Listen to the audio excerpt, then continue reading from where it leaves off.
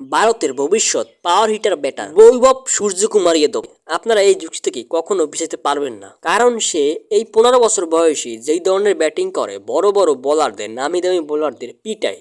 এই তো গতকালকে 17 বলে 52 রান 15 বলে 50 রান করেছেন এই সূর্যবংশী যাদব, যেখানে চেন্নাই সুপার কিংকে প্রচুর ভাঙা দিল। এরকম ব্যাটিং চেন্নাই সুপার কিং আগে দেখছে কিনা সন্দেহ। 2025 সালে সে 18 বলে 50 করেছিল, এবার 15 বলে 50 করছে। ভাবা যায় কি ধরনের ব্যাটিং করে।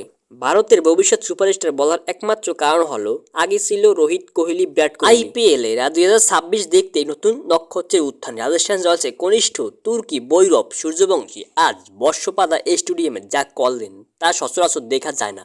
চেন্নাই সুপার কিংসে বোলারদের পাড়ার স্তরে নামিয়ে এনে মাত্র 15 বলে তার নিজের হাফ সেঞ্চুরি পূর্ণ করেন বৈরব বিধ্বংসী 50 হিসাব।